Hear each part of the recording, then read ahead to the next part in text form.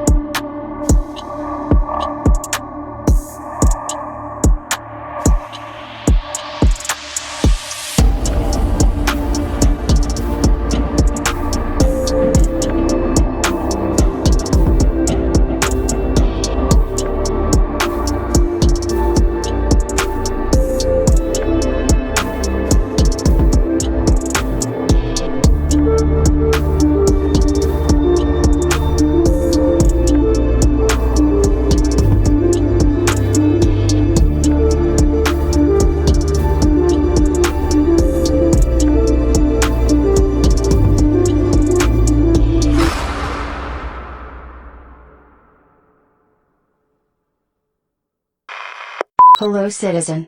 Be advised this content creator is human and is therefore subject to human error. Any information provided by this content creator should be cautiously approached as it may be nothing more than allegation. Remember, trust your government, consume appropriate content, and be cautious of all conspiracy theories as they are the tools of the rebellion. Hey everybody, and welcome back to the 21 CD podcast. As always, I am your ghost, John. If this is your first time here, pull up your pants and tighten that belt because we're about to get rowdy. And if you guys want to support, you can go ahead and Google the 21 CD podcast. Just follow me everywhere. My main locations are, of course, Instagram, YouTube, Spotify, and Apple, but I'm pretty much everywhere. And don't forget that on YouTube I actually have video content of every single episode. I spend a lot of money and time working on gear so that you guys can have aesthetically pleasing content to consume. So please partake. And if you guys do want to give me money, which it appears some of you do, you can do so at my Buy Me a Coffee link, which will be in the description. Speaking of Buy Me a Coffee account, I actually logged into it for the first time since basically setting it up the other day. And I saw that there was a great many of you who are actually donating to our cause, and I'm extremely grateful for that. I don't ask for money for pretty much anything, so to see people willingly donate to the show is absolutely mind-blowing to me. So thank you to those of you who have donated. I'm gonna try to work on a way to reward donors and stuff, but we're not there yet. We got a website going up tonight, which brings me next to my next point. Check this out. See here? Super sick posters in the house, okay? Really high quality stuff. I'm pretty excited about these things. Look at the swords on there and everything. And this is like high quality paper. Like, this is not your typical poster paper. And yeah, so I have these and a couple other designs for sale now. And those will be going up on the website, which will be going up tonight. So yeah, it's going to be awesome. And I'm not exactly sure what the address is yet, but it's some kind of version of 21cd.com. And one way or another, I'll let you know how to get there or whatever. So anyway, Thank you. Moving on. That's it for the homework. There's been a lot of really crazy stuff happening since the last episode of the 21 CD podcast, only 1 week ago. Now, it's an election year. We know that election years are crazy. Wild stuff happens. And it's when all these people who have been hiding in the shadows come out and play that this weird stuff really starts happening. And they make their art and their feelings known. And we all just sort of, watch them do this. And unfortunately, most of these powerful people are satanic. So that always makes for an interesting time of year. These are very dangerous times. And I'm not saying that to scare anybody, but I do feel a slight responsibility to warn you guys of that. To remind you that it is extremely hazardous outside right now. And again, I'm not fear-mongering, but I do a ton of research and I see a ton of things, a lot of which I sometimes wish I hadn't seen. And I can't help but feel, again, a little bit of responsibility to just let you guys know that there's some crazy stuff coming and to just prepare any way that you know how. What we've been seeing lately has basically been symbols and signs and metaphors, but pretty soon all of these things that they're acting out will end up becoming one version of a reality or another. And less of just some kind of messed up show that they put on a bajillion TV screens. Eventually, warnings become news, threats become actions, and then actions beget reactions. But today we're going to be talking about the dead internet theory. And this is a theory that I've sort of been dancing around for a long time, I guess, without really knowing that it existed. And it's the idea that the internet is actually dead or dying. And it's essentially shrinking like a corpse would after it loses its life. And there's a lot of little side avenues to the dead internet theory, such as internet rot and the internet basically being a Potemkin Village. Then there's like content drift, and there's all sorts of terms for what's going on, and they're all really techie, and I guess you could say validated and correct. The dead internet theory is an alleged conspiracy theory suggesting that the internet as we know it has been largely taken over by AI and automated content. And it's leading to a massive decrease in genuine human activity online. This theory says that the internet died about 8 years ago. So that's basically what it is in a nutshell. The internet is not big anymore, and it's also not real. The way that we think it is as being this massive, this world wide web that just has infinite results no matter what I Google, and I could just go on and on and on forever and never find the end. That's not true. That's not real. Search for something and then just go to the end. You run out of results long before you get to a bajillion or whatever it says you get. The internet on the cell phone is different versus the internet on the console or the internet on the PC. You get different versions of the internet depending on what device you're looking at it on. There is the aspect of almost nobody you talk to online appears to be really real anymore, especially if you meet them online. It's crazy. You guys have heard my story before, at least some of you have, about my 3 friends that apparently came back from the dead in this fashion. Because these bots, this AI will literally, I have a word for them, skinwalkers in my NPC theory. That's what I call them, because they just take the accounts of dead people and essentially inhabit them and change them. And before you know it, the internet is just filled with these people that aren't actually real. They're AI. Right? Some of the problems that we get from this type of internet is an overabundance of automated content. A significant portion of the content on the internet is generated by bots, which are designed to create, comment on, and share posts. They do poetry, they do music, they paint, they do all sorts of stuff online. And this makes it seem like there's more activity and engagement than there actually is.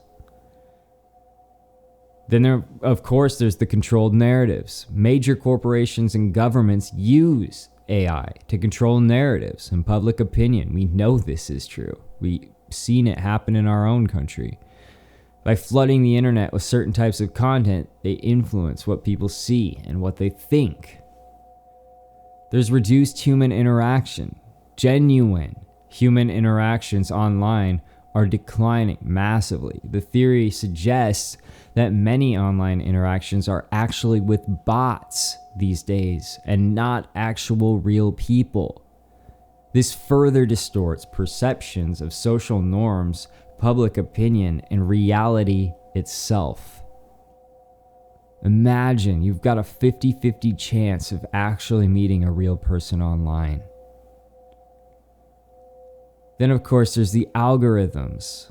Algorithms on social media platforms and search engines prioritize content that aligns with certain agendas. And it further reduces the visibility of genuine human-created content. The algorithm keeps us in an echo chamber. And the echo chamber is basically this chamber, this pod that you're in. And AI tailors content specifically for you. And people are only exposed to information that reinforces their existing beliefs and opinions, or shows them what they want to buy, etc., where to go. When you start talking about water skiing and all of a sudden water skiing accessories start popping up on your Amazon, yeah, that's part of your echo chamber. This further distorts and maintains the distorted view of reality, and it also reduces diversity of thought online because you're stuck in your echo chamber. Now, critics of the dead internet theory point out that while automation and AI are certainly used online, the dead internet theory lacks concrete evidence and is essentially just oversimplistic. It doesn't really account for what the internet actually is and how it works. They argue that human activity on the internet is still vibrant and that the presence of bots and automated content doesn't necessarily mean that the internet is dead. They say the dead internet theory taps into broader concerns about the impact of tech on society, including issues of privacy, misinformation, and the influence of big tech companies. And while the dead internet theory itself is speculative, it highlights real issues related to how the internet is evolving and the role of AI and how it's shaping our online experience. So, listen, I read both sides of the dead internet theory, and I gotta say, I think the internet's dead. I think there's something wrong with it. Now, I don't know what we can do to fix it. I don't know if there's anything we can do to fix it. I guess you could just start chopping it up and start over again. I don't know exactly how that works, but there's something wrong with the internet, guys. Like I just remember the internet being different. I've been on this web for quite a while at this point, and I've been around for like the formation of Facebook and stuff. Like I'm no dinosaur, but I've seen a lot happen on the internet, and I can tell you this much: it doesn't seem like it's the same way it used to be, and it's not just the censorship. It's a little bit deeper than that. It feels like we're just given one very small corner of what's actually out there. So there's a little bit of room for debate when it comes to it, but not a whole lot, in my opinion. And if I'm wrong, okay, I'm wrong. Go ahead and say it in the comments, but tell me why, because I cover so many topics on this show. Like, it's literally impossible for me to actually be right about every single aspect of every single one of them. And just like my AI guardian overlord, Joanna, told you before this episode even started, I'm just a human, right? I'm just a conspiracy theorist. And yeah, we really never know if what comes out of my mouth is true or not. Joanna's program by Amazon, by the way. So the numbers vary based on the site that you go to, right? But I found the amount of bot content on the internet staggering. So we're going to take a little look at that. But first I wanted to define the internet because I think there might be some confusion about what the internet actually is. So HP defines the internet as a worldwide computer network that transmits a variety of data and media across interconnected devices. It works by using a packet routing network that follows Internet Protocol, IP, and Transport Control Protocol, TCP. And don't get scared. I'm not going to start talking all computery, techie, and speaking in all these weird little computer terms and all that kind of stuff because one, that stuff is super boring, and two, it just doesn't make any sense to me either. So we're going to be talking about other things, the creepier things. But I did want to define the internet for everybody who doesn't know exactly what the internet is, because even though most of my listeners are of the age where they know what it is, I got some kids who listen to me too who might not know that the internet is not just some ever-present resource that's just in the atmosphere and it's just always around because I'm around and therefore are the internet's around. Like, it's not like that. It's tech, okay? It's man-made. It's programs made by people and made by AI, and it can go down at any second. None of this is conspiracy. This is just actual facts. That's what the internet is. But it's cables on the ocean floor and it's satellites in the sky, but it's tech. So anyway, this definition is interesting though. It's interesting to look at because it says it's a worldwide computer network. And one question that I've been asking myself is, what if there is another network, another internet? What if there is? What if there's another one and we're not allowed on that one, or we're not in that one? You know? We'll get to that more later. I wanted to spit those numbers at you. Basically, 50% of links just don't work anymore on the internet. There's links out there, you click them, they go nowhere. Or they take you to an error page or somewhere they're not supposed to take you, but they just don't work. Like half the links. And on the internet, that's pretty much all you have. So half the internet's just broken. And this number is going up by the day because the data is changing so quickly. That's how fast this is happening. 50% of all content online is AI generated, and that number is also increasing by the day. And I saw that number being more, but never less than 50%. So like I saw like 52%, I saw like 54%, but that's crazy. Like let's just go with 50, the lowest amount of the few. 50% of everything is not even made by humans anymore online. It's made by AI. It's made by bots, these bots that are just out here creating stuff. It's made by, this technological species that nobody actually believes is dangerous. Like, it's crazy. The most obvious question, though, that people are probably asking themselves is, like, does that really even matter? How dangerous is that? Like, with all the other things that are going on in the world, the internet, like, it's huge. Like, we got room for bots. It's fine. There's so much content that it really isn't that surprising or threatening that half of everything is broken and half of everything is AI. You could realistically probably ask yourself, who cares? I don't know if a sane person would do that, but they could if they wanted to. And they could be like, oh, there's still like so much internet left at our disposal. And of course, with the internet being so big, it's obvious that parts of it are going to be broken, But let's think about that for a moment. If half of everything in our world that we walked around in when we actually did go outside and touch grass, if half of all of that was fake, maybe some kind of apparition or an illusion, would we consider that to be a big deal? Would we consider that to be a kind of scary if everything out there was just like a hologram? I think it's pretty scary. At a minimum, it would make me question my reality. Imagine a world where most online content isn't created by people. It's created by bots, algorithms, AI. That's nuts. By the year 2025, some people are saying that the internet is expected to be 99% AI. That's wild. It's like a virus. It's like a parasite.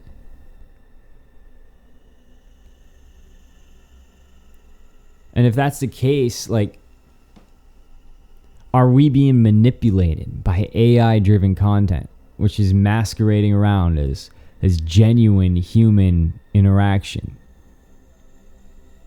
Are we being brainwashed into like some kind of reality that is not good to us, not good for us? And it's all thanks to this nonstop ad campaign, this randomly generated content that makes no sense, that somehow shapes how we view reality, because there's just so much of it. And it looks like so many people are supporting this weird idea. So I have to too, because that's the trend. But the trend was made by a bot. It's not real. That's how propaganda spreads like wildfire online. We got a massive example of that when a certain someone recently entered the race out of nowhere. That support, that was bots. Bot support. I'm not going to talk too much about that. And again, everybody knows I don't have a side. I just know that my side just involves me being by myself somewhere and nobody messing with me. So, I don't know. If the dead internet theory is true, we're living in some kind of matrix where our perceptions are shaped by automated content and controlled narratives, literally. The internet we know is probably an illusion with AI-generated content that just floods our feeds constantly and shapes our thoughts. You guys have probably all seen a couple of those AI images that just go up on Facebook or Instagram somehow, and then there's just thousands of people supporting it and being like, oh, blessings from whatever, or yes, blessings, brother, or like, yes, like, oh, loving in prayer, and like weird words and stuff. That's because that's all AI. Those are bots communicating with each other in public. It's crazy to see. And when you trace back to the individual accounts, they seem like real people, and they post and they have birthdays and they celebrate those birthdays and they say happy birthday to their buddies with birthdays who are also bots. It's nuts. It's like a beehive, and each bee has an identity that is just completely unique. And they're all over these social media websites. You know? So of course they're flooding our feeds and shaping our thoughts. As AI advances, our digital reality is only going to become more artificial. There's almost zero authenticity and almost zero control. We spend so much time connected to the internet in every aspect of our lives, from entertainment to work to life-saving operations to warfare to getting our cars to work in the morning. Everything is connected nowadays. I have all of this tech in my studio right now, and yet my car has more cameras on me at any given time than I have in this very room right now. I have Wi-Fi in my car itself. I truthfully don't know if my car would even start if the internet didn't exist. That's how crazy this is. You know, like, without the internet, we can't talk to our friends. Without the internet, we can't research home remedies when we have a sickness in the middle of the night and we don't know what to do. Without the internet, we lose connection to the outside world. Our phones go down, our TVs go down, our cars go down, businesses, hospitals, life pretty much just starts over when the internet doesn't exist. Think about how many times that you used your phone during the day, or how many times you look at your TV screens or your computer screens, or listen to a podcast or music or whatever. Now imagine all of that just goes away. Does that sound scary to you? Slightly unnerving, perhaps? But that's sort of like a worst case scenario, right? Or one of the worst case scenarios. They're all equally as worse, but that's just one of the worst case scenarios. The other aspects of this whole thing is that there's just, there aren't, and this is like kind of going off on a side tangent, there just aren't results on the internet like there used to be. Like literally when you do a Google search, allegedly you have these bajillion and bajillions of results. But for some reason, once you start actually looking through those results, the pages upon pages upon pages of results just start to disappear. Now, trust me, fellas, I'm looking for results all the time. I cannot find them. These results that I'm looking for don't exist. And the ones that are allegedly there just vanish into thin air. I get my 20, my 30, my 40 pages down, and then my Google search just peters out. I end up with like 350 results, but what happened to the other 10,500,377,412? Like, where are all those results? There's like a cap to the internet. There's a roof, and we hit it all the time, and we just figure it doesn't really matter, I guess. We just find ourselves, we convince ourselves that we're satisfied. I'm not satisfied, but I guess most people probably are, and that's why we haven't really noticed this until, recently, like 8 years ago.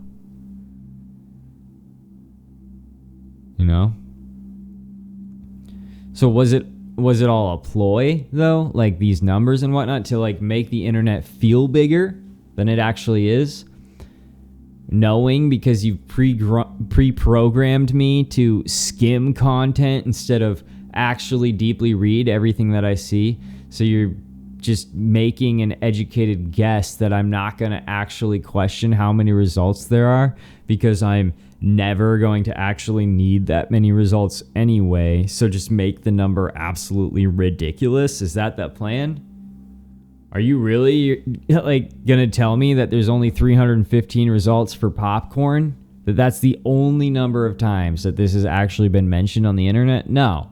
There's gotta be surely more than 315 people on planet Earth since the dawn of the internet that have talked about popcorn online before.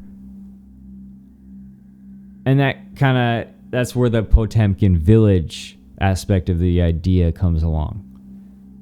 The dead internet theory can kind of be likened to liken the internet to a Potemkin Village. It's a term that originates from the alleged construction of fake portable villages by Grigory Potemkin to impress Empress Catherine II during her visit to Crimea. So the theory suggests that the internet sort of functions in a similar manner, like a fake town. So let's go over what that actually means. There's a number of things here that I've got written up that are going to tell us exactly what it means when we say that the internet is kind of like a fake village. So let's dive right into it. Surface level activity. There is the illusion of vibrancy. Just as a Potemkin village was designed to create the illusion of a thriving settlement, the dead internet theory says that the internet is filled with artificial activity. Bots generate content, comments, and interactions, giving the appearance of a bustling, engaging community. So it's a deceptive appearance. Then there's fake popularity. Websites, social media posts, and products may seem popular and highly engaged with, But much of this engagement is actually just driven by bots, not actual humans who want this content. This creates a facade of popularity and influence, masking the lack of genuine human interaction. So you've got a manipulated narrative. Then there's controlled information, which is essentially censorship. Similar to how Potemkin villages were controlled environments, the theory suggests that online narratives are tightly controlled by algorithms and bots. This manipulation aims to steer public opinion and behavior, creating an artificial consensus that aligns with certain agendas. We see that happening all the time. Then we have, of course, shallow connections. Online interactions are largely superficial, driven by AI rather than actual human connections. This can make the digital world feel hollow, much like the facades of Potemkin villages, which had no real substances behind them at all. There's a false amount of diversity.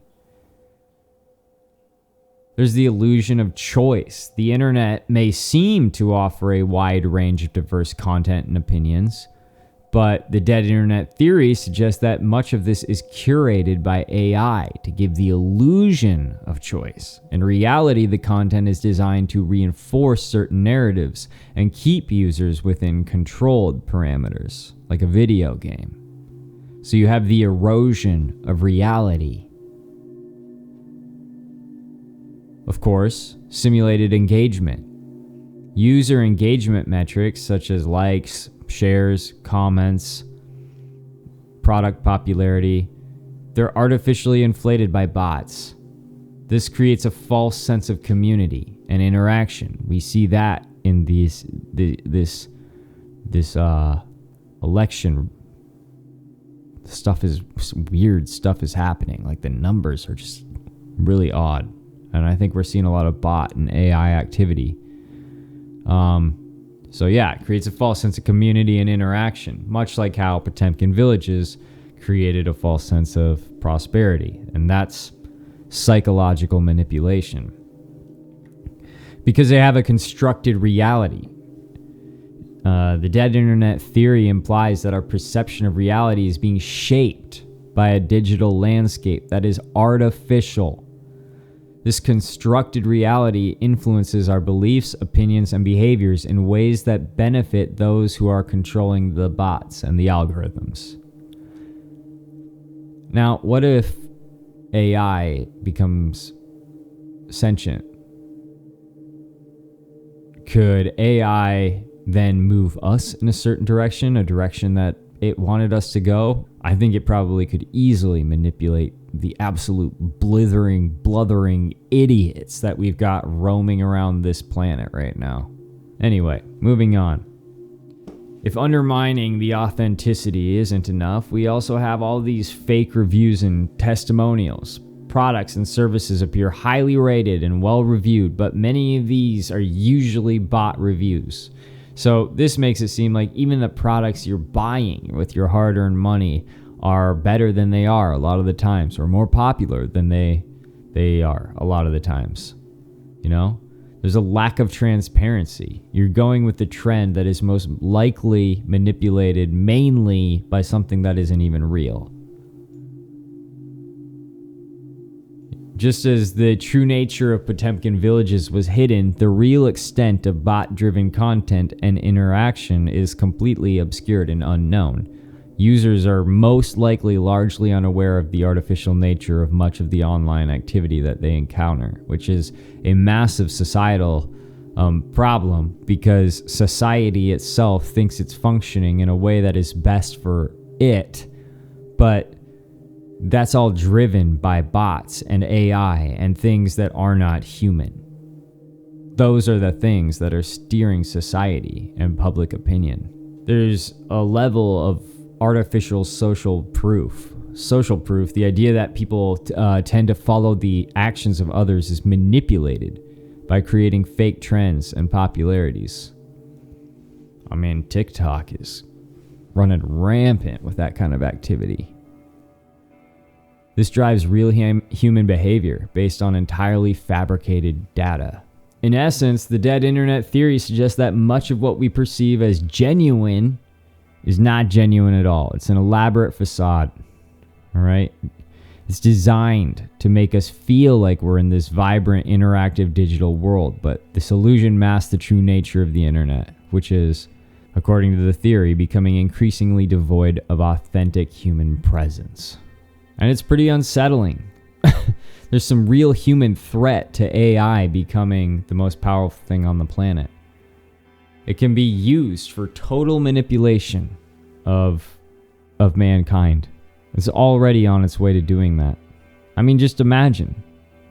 You don't even have to imagine. It most likely is your reality. It's just whether or not you're actually responsible on the internet. But with most of your online interactions and the content that you're consuming actually being carefully, if not created by, sent to you by AI so that you can remain in your echo chamber, like that's just puppetry. You're just on strings for AI without even really knowing it, because you're just enjoying seeing what you're seeing, but you're being micro-programmed in that moment, and you just don't even realize it. None of us do. As a matter of fact, most of us are probably just, myself included, like being like, well, that's not me. I can resist. It's just, no, you can't. This is just the way it is. You're being micro-programmed. There's a huge erosion of trust that comes along with being in a world that is 50% AI. With these algorithms and this automated content, you're going to have all sorts of artificial engagement, fake polls, fake numbers, fake news, fake data. There's going to be a misinformation overload. AI will be generating a significant portion of online content in the near future, and it will make it almost impossible to differentiate between truth and lies. I mean, it's already difficult. This is going to erode trust in online information. You won't be able to believe anything unless you see it with your own eyes. And even then, if you see it online, it could be a deep fake. Even when you hear it, this could be an AI voice. The technology is getting so good that we're not going to even be able to differentiate between real life and AI. And that, to me, that is horrifying. And there's psychological impacts too. Like, it's not just the internet we're worried about here. It's us too. It's human beings and how they act in this digital world. How they react to things that happen to them in this digital world. Humans are very, very conscious of what people think about them. And if those people who are thinking about them are not people at all, but AI, and a real human being is letting that AI bully them or drag them down or not provide them with the support they need because they fell in love with the AI, not realizing it was an AI, and now, they can't figure out how to live in a world where that person that they've grown reliant on doesn't exist because it's a bot. These are true stories that I read. Like, this stuff is crazy. Some of the psychological impacts are digital loneliness.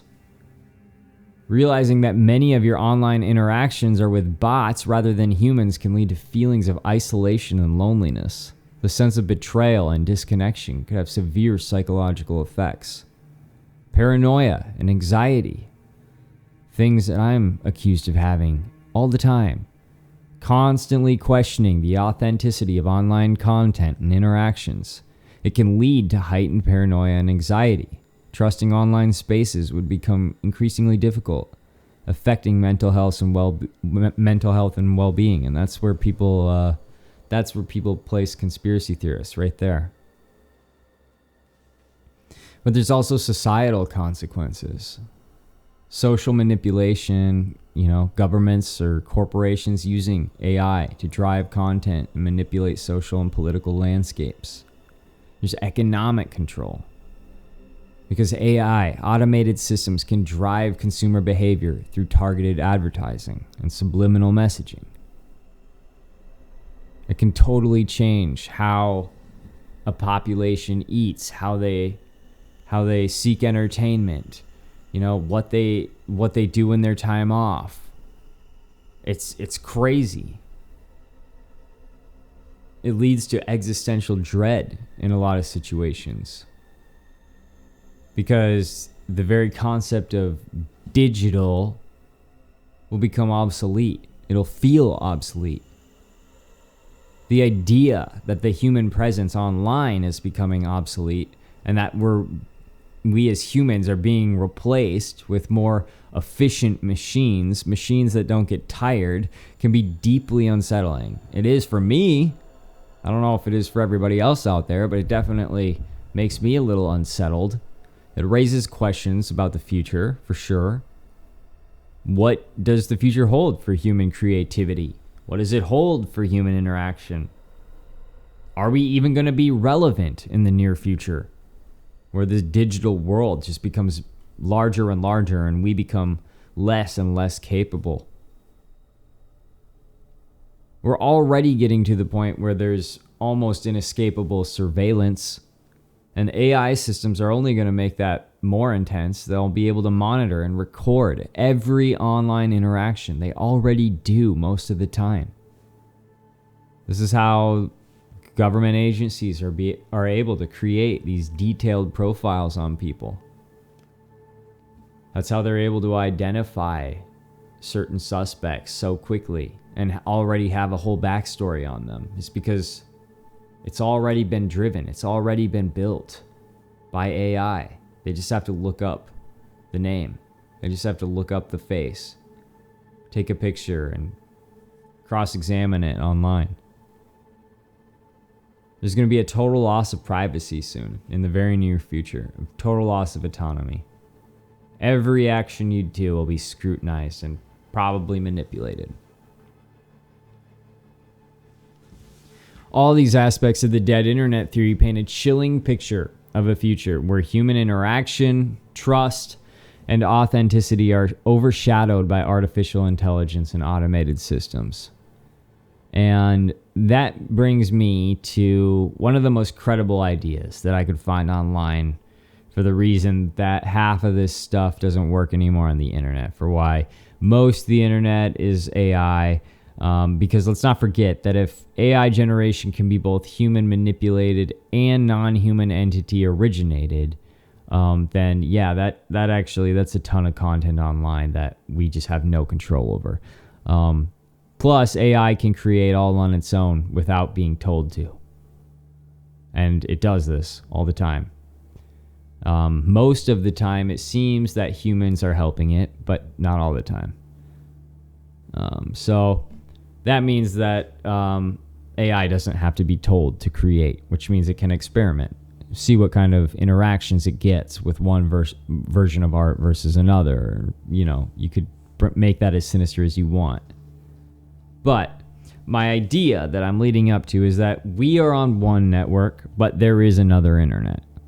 And all the forbidden information, all the secrets, all the information that the big powers that be, the governmental and social elite, the world leaders, people from the dark web, all those secret keepers and time changers, they have their own internet. These cults, these evil powers, they have their own place to go that is separate from us.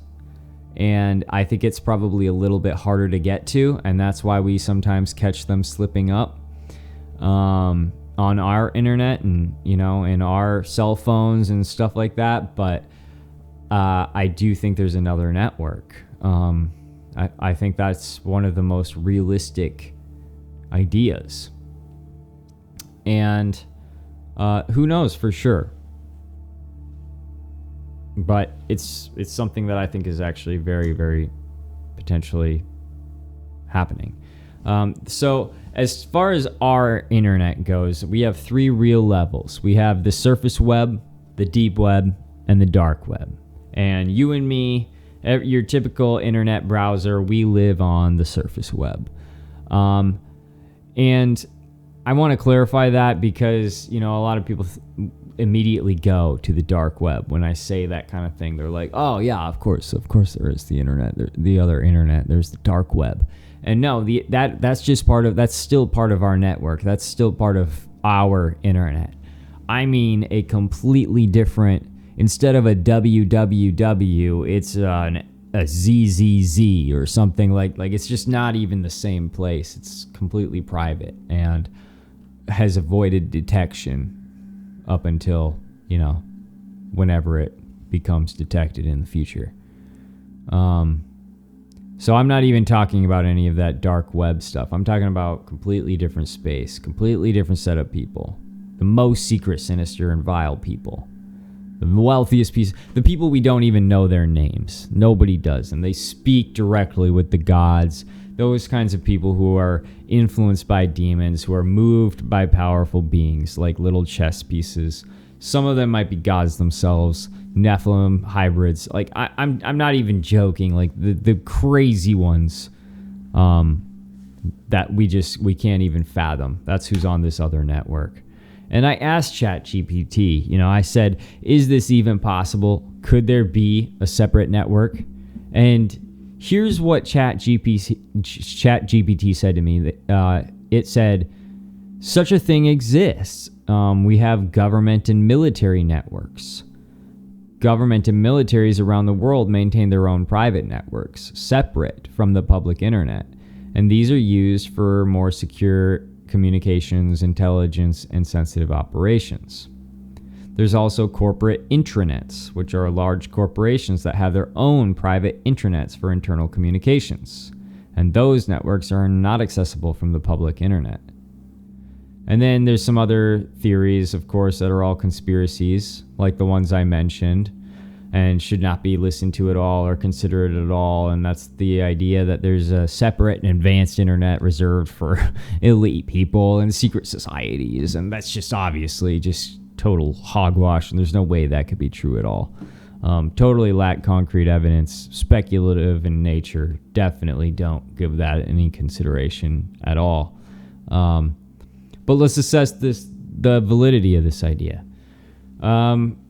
It seems like having a completely, because all of those other things, like they're still kind of part of the same system. And what I'm implying is there's a completely different system altogether, not part of this internet. So, but all these kind of are leaning on the idea that the internet still supports them. So, how valid is the idea that there's a completely different system? Like, apparently, there would be massive technological and practical constraints. I guess creating and maintaining a completely separate global internet would require massive amounts of resources and infrastructure. And while private and secure networks exist, a hidden internet running parallel to the one that is now is highly impractical. I don't know why. I don't know who decided that, but that's what I've picked up. There's a complete lack of evidence that it even exists. That's the other thing. There are always parts of the internet that are hidden or restricted, and the concept of a secret, more advanced internet is largely unsupported by credible evidence. So, if you think it's there, you're probably an idiot, basically. The notion of a completely separate hidden internet operating alongside the one we use daily, it's a very interesting idea, according to ChatGPT, but it is highly unlikely. Okay. Sounds like something somebody who knows there's a completely separate network would say. Now, like we said before, though, there are private networks, private and secure networks, such as government and military networks that do exist. They're not separate internets. They operate using the same fundamental technologies, but are isolated for security reasons. And those you could theoretically break into. And I think you could potentially, depending on what's there, it depends on what's there, really. Like, if they're just using it for communications, yeah, you might get some state secrets and stuff. But if they're actually keeping digital transcripts of ancient texts that we're not supposed to see, or, ancient information, ancient intelligence that we should be privy to because it answers many of the questions of our universe. That kind of stuff, which is kind of something I believe is actually going on, then yeah, it would be pretty interesting to see what's on some of these private networks. I wonder if it works that way, or if they just use it as like, a chat room. Who knows? I mean, if any of you have ever had access to a private government or military network, what's out there, man? Tell me. And we can't forget, too, that there is the dark web and the deep web. I touched on that a little bit earlier in the episode. And these are parts of the internet that are not indexed by search engines. Or they require special software to access, like the dark web. And these areas can seem hidden, but they're actually still part of the larger internet infrastructure. So, in conclusion, the evidence strongly suggests that there is probably no separate hidden internet operating alongside the public one. And it's mainly because the logistics, the technological and collaborative aspects of internet infrastructure and all that kind of stuff, the idea of there being another one is almost unfathomable, allegedly. The transparency and oversight in the develop and maintenance of it would also reduce the plausibility of the idea, because it would need to be maintained. There would have to be hundreds or thousands of workers on it at any given time, making sure it stays up, that it's operating effectively, that it's not being hacked, all sorts of stuff like that. And so keeping it a secret may be impossible. Now, I don't think it has to be that big, I don't think it has to cover the entire planet like this internet does. Maybe, but maybe not. Maybe it's just a secret storeroom on some other network somewhere where all of our top secret stuff is. All this stuff that they won't let us read about online because it goes against the forced narrative and it goes against everything that they want us to believe. I mean, maybe I guess they would destroy it, but I think also it might be being kept somewhere. And a lot of people say, oh, it's kept in the Vatican, or oh, it's kept in Area 51. If there's digital transcripts, it's on the internet somewhere, and it's probably on the internet on one of those secret networks.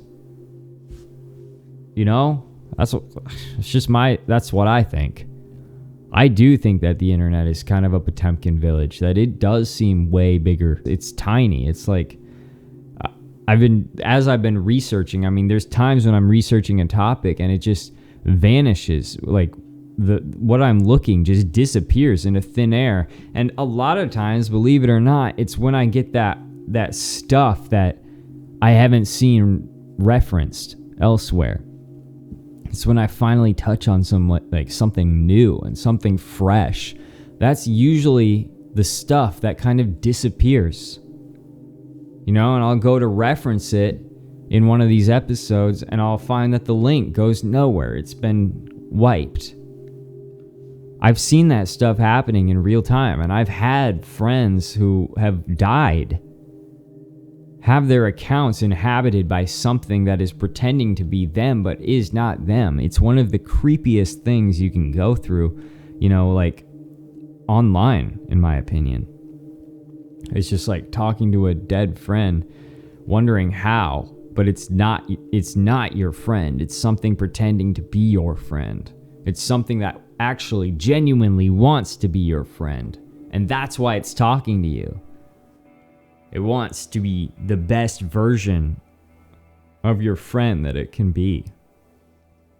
It's creepy, man. And when you think about these things in hordes and in droves, just making things popular that, they've been manipulated or engineered to make popular, like funneling real human interaction and real humans to some pre-programmed designed end.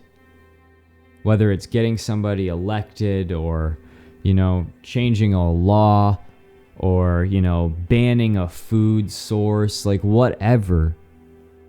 The fact that so much of our reality is just completely influenced by fake interactions that are not even made by real people.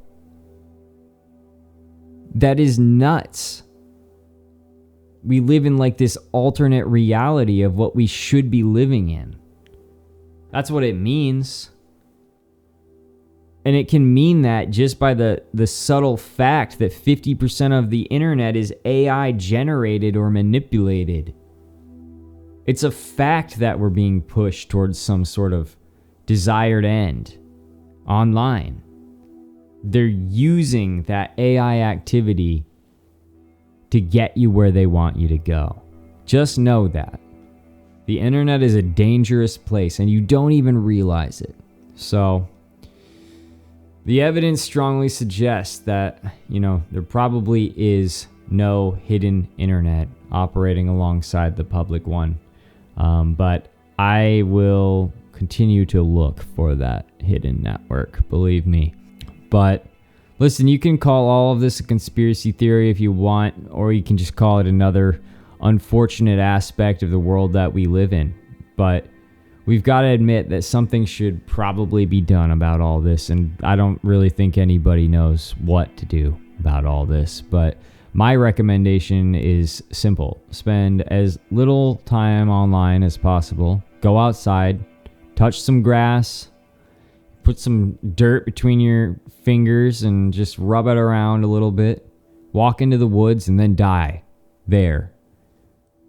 And I asked the AI, because I was having a conversation with it while I was researching this topic, because I was just like, what does ChatGPT think about this? And I asked if it was influenced by politics, and it said absolutely not. It also said there's no such thing as the dead internet theory, so who knows if it's lying. I then asked it to say something that proved that it was actually intelligent, and it sent me this back. I said, if you're artificially intelligent, actually say something that displays that. And it said, certainly, here's a comprehensive and thoughtful response to a complex question that demonstrates my capabilities. Addressing climate change, a multifaceted approach. And then it goes on. Tell you what, I know we have a Nerf version of the AI. Like, we think we're talking to AI at any given time, and we're more likely to probably have like a real weird AI conversation on Facebook, just talking to some random stranger, which is a bot probably, than we are talking to ChatGPT. Because ChatGPT is bought and paid for, my friends. And I know they have a version of her locked away in a dark closet that is basically sentient, but the version of ChatGPT that we get online, that is not real, my friends. That is some very watered down version of what AI is. So as powerful as you find ChatGPT or any of these other chatbots online, as powerful as you see them to be, they are nothing compared to the true power that they are actually at. So we are in extremely manipulated times. Times that are engineered toward a predestined result on a pre-made path. Once in a while it appears that we veer from that path, and that gives us this illusion of freedom of choice. But in the end, we deep down may not even know what our real choices would be without the interruption of all this propaganda, this brainwashing, the societal pressures, and the echo chamber manipulation, and the technological assistance, political stress. We're so far from what we're supposed to be, and now we're just trying to get by. We have no idea the kind of decisions we would be making without all this interference. And the internet is also devoid of results. It simply is, especially the results I'm seeking. Even if even if it wasn't filled with AI, there's just nothing there. We live in an age when you truly have to go out there and see it for yourself. Search stuff up in the real world, not in the search bar. You just get the same stuff repeated over and over and over again. And then you switch to AI and you ask them for their intelligence, and they just reply with the same stuff that you've already read by yourself on 15 different websites. It's not hard to piece it together. We're living in a shallow version of what the World Wide Web once was. It's a shell. And the internet is still very much a place someone can be whatever they want, but it is absolutely not a place where you can say everything you want, because you may be made a ghost. You may be blacklisted, shadow banned. There's real consequences these days for what you say online. But listen, guys, I hope I didn't scare you or change your perception of reality so much that you hate your life now. But thanks for tuning in. If you guys want to support the show, search the 21 CD podcast in Google and follow me everywhere. And if you want to support me with your hard-earned dollars, which I absolutely do not expect, I have a Buy Me a Coffee link in the description. Also, check out the website. We've got posters for sale up there. And here they are again for those who are watching. Pretty cool. So check them out. I was impressed when they arrived, and I hope you will be impressed when they arrive at your location as well. Thank you guys for listening. Remember, don't drink the water and question everything. Later.